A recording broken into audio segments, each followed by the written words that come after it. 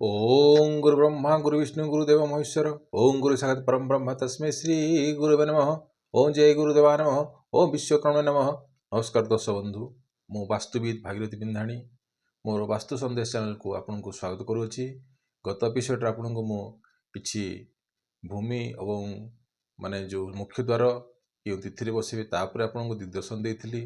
आज सी जो बोरवेल जो कही माने आप जानिबा केते माने पानी अच्छी ना पानी आमको भल मिलिबो ना नाही तापर आपनको मु किछि गोटे सूत्र देबी। जो सूत्र आपण माने लगेबे जो दिन करिवे कौन लगेबे ता किमिदी माने आपण जानिबे पानी अच्छी कि न अच्छी आपण निजे जानि परिबे। तसह जदि आमे जो भूमि खनन करूछंती ताहा जदि माने केतेटा तार तिथि बार आउ नक्षत्र रे जदि से दिन पडुथबो ताहाले जदि एई माने तिथि रे जदि आपण खोलुछंती ताहले आपको कौन परिणाम दब एवं गृह प्रवेश प्रतिष्ठार नक्षत्र अनुसार आपको किसी कहबी एवं छोटिया टिप्स गोटे आपको यार शेष रे वास्तु माने कंप्लीट होला आपको गोटे छोटिया टिप्स गोटे देवी केते शुक्र बुध को केमती आप ठीक करें। आउ जो बंधु मैंने मोर वास्तु संदेश चैनल को देखुंत लाइक और सब्सक्राइब करूँ जहाँफल मोर माने उत्साह बढ़िबो एवं आगामी दिन में आपको ये किसी छोट छोट माने एपिसोड करी आपको बुझेबी। देखंतु बोरवेल जो आम जो खोलिबा प्रथम आसला जो बार खोलिबा तार जो नक्षत्र प्लस तिथि युक्त बार तो ये जो तीन टा रहा नक्षत्र आउ रहा तिथि प्लस बार जदि मिसेबा जो समान जो आसीबो माने मिश्रण जो आसीबो जति संख्या आसिला ताकू 4 द्वारा भाज्य करिवे। कौन द्वारा सपोज आपनकर आसिला माने 35 आसिला तो 4 द्वारा भाग कले केते आसीबो 4 × 8 = 32 भागफल केते रहला 3 जदि 3 बंचिला ताले जल अछि बोली आमे जानिबा।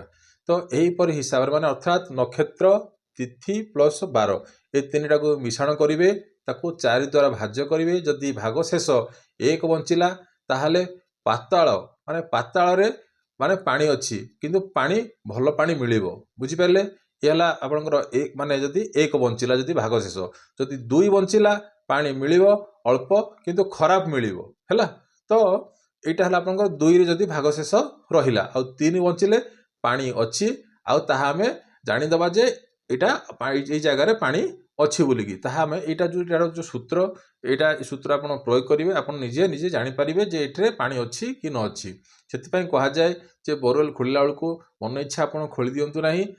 जे खोलिबा पूर्वरु जो माने जानि छथि तांको डाकी एई माने जो कहिबे से तिथि अनुसार ए जो सूत्रटा को आपन प्रयोग करिवे ताफळ आपन जानि परिबे जे जगह रे आपन पानी मिलियो ना नाही।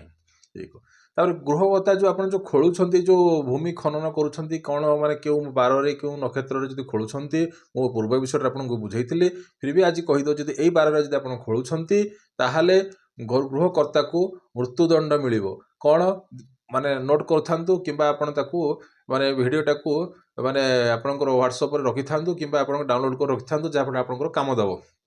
शुक्ल पक्ष तृतीया पंचमी षष्ठी दशमी एकादशी त्रयोदशी एड़ा कौन हूँ शुभ तिथि किंतु यही शुभ तिथि रे जदि मघा नक्षत्र पड़िथिबो आउ तापर कौन आसला जदि सोमवार विशाख नक्षत्र पड़िथिबो मंगलवार जदि आद्र नक्षत्र पड़िथिबो आउ बुधवार जदि मूला नक्षत्र पड़िथिबो गुरुवार जदि शतभिखा नक्षत्र पड़िथिबो शुक्रवार जदि रोहिणी नक्षत्र पड़िथिबो शनिवार जदि उत्तर फाल्गुनी नक्षत्र देले मृत्युर संभावना अछि गृहकर्तांकर। तो एई जिनिसटा को आपण ध्यान नेबे आ ताकू डाउनलोड कर रखिथिबे जेतळे आपण जोनसी ज्योतिष की क्या जहा पाउ जाउछंती एई जिनिस को आपण टिके ध्यान को नेबे सदाबळ पय एटा रखि थांतु मन कर रखि थांतु।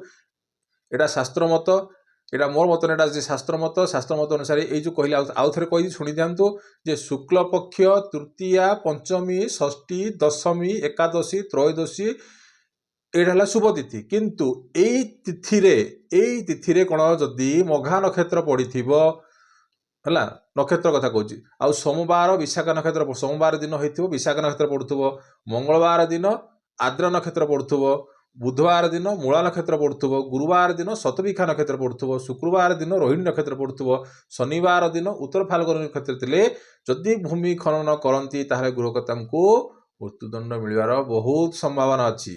आउ गोटे आज कहूँ शुणु गृह प्रवेश प्रतिष्ठा जो आम जो नक्षत्र अनुसार करुचे शुभ तिथि आसूची कौन हूँ रोहिणी नक्षत्र आउ गोटे आसला ମୃଗଶିରା ନକ୍ଷତ୍ର, ଆଉ ଗୋଟେ ଆସିଲା ଅଶ୍ଳେଷା ନକ୍ଷତ୍ର, ଆଉ ଗୋଟେ ଆସିଲା କ'ଣ ଶ୍ରବଣ ନକ୍ଷତ୍ର। ଯଦି ରୋହିଣୀ ନକ୍ଷତ୍ରରେ ଆପଣ ଯେଉଁ କରୁଛେ ଏଇଟା ହେଉଛି କେଉଁଥିପାଇଁ ନା କଲେଜ ସ୍କୁଲ ମାନେ ଆପଣଙ୍କର ମାନଙ୍କର ରାଜପଥ ମାନେ ଏନ୍ଏସ୍ ଫେନ୍ଏସ୍ ଯେଉଁ କରୁଛନ୍ତି କିମ୍ବା ଆପଣଙ୍କର ମାନେ କାଉଣ୍ଟର ଫାଉଣ୍ଟର ମାନେ ଉଦ୍ଘାଟନ କରୁଛନ୍ତି, ଏଇ ନକ୍ଷତ୍ରରେ ଯଦି ଆପଣ ମାନେ ପ୍ରତିଷ୍ଠା କରୁଛନ୍ତି କିମ୍ବା ଗୃହପ୍ରବେଶ କରୁଛନ୍ତି ତାହେଲେ ବହୁତ ଭଲ ରହିବ। ଆଉ ମୃଗଶିରା ସୋମବାର, ଯଦି ମୃଗଶିରା ନକ୍ଷତ୍ର ସୋମବାର ପଡ଼ୁଥିବ ଏଥିରେ କ'ଣ ବସ୍ତ୍ର ଲାଭ ହେବ, ଆଉ ଧନ ଲାଭ ହେବ, ଯଶ ଲାଭ, କୀର୍ତ୍ତି ଲାଭ, ଆଉ ଅନ୍ନପ୍ରାପ୍ତି, ଏସବୁ ପ୍ରଫିଟ୍ ଜିନିଷ ଏସବୁ ଜିନିଷରେ ଆପଣଙ୍କର ମୃଗଶିରା ନକ୍ଷତ୍ରରେ କରାଯାଏ।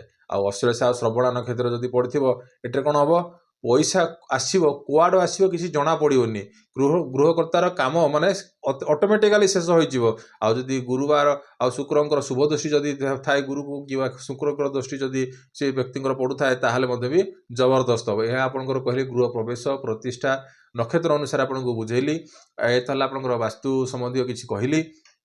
ଆଉ ଗୋଟେ କଥା କହିଲି ଯେ ଟିପ୍ସ କହିଲି ଯେ କେତୁ ଆଉ ଶୁକ୍ର ଆଉ ବୁଧକୁ ଯଦି ଠିକ୍ କରିବାର ଅଛି କ'ଣ କରିବେ, ଗୋମୂତ୍ର, କ'ଣ ଯେ ଗୋମୂତ୍ର ଅରିଜିନାଲ ମାନେ ଯେଉଁ ଗାଈ ମୂତ୍ର, ଯଦି କଳା ଗାଈର ଯଦି ଗୋମୂତ୍ର ଯଦି ଆପଣଙ୍କୁ ମିଳିଯାଏ ତାହେଲେ କେତୁ ଶୁକ୍ର ବୁଧକୁ ଠିକ୍ କରିବା ପାଇଁ 7 ଦିନ ଗୋମୂତ୍ର ଘର ଭିତରେ ଛିଞ୍ଚନ କରିବେ। ତାହା ଫଳରେ ଆପଣ କ'ଣ ହେବ ନା କେତୁ ଶୁକ୍ର ବୁଧ ପ୍ଲାନେଟ୍ ସେଟ୍ ହେଇଯିବ।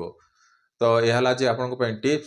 ଆଉ ଯେଉଁ ଦର୍ଶକ ମାନେ ମୋର ଏଇ ଚ୍ୟାନେଲଟାକୁ ଦେଖୁଛନ୍ତି ତାକୁ ଲାଇକ୍ କରନ୍ତୁ। ଆଉ ବାସ୍ତୁ ପ୍ରତିକାର ପାଇଁ ଯଦି କିଛି କାହାର କୌଣସି ଅସୁବିଧା ହେଇଛି ବିନା ଭଙ୍ଗାରୁଜାରେ ଆପଣଙ୍କୁ ଟ୍ରିଟମେଣ୍ଟ ହୋଇପାରିବ।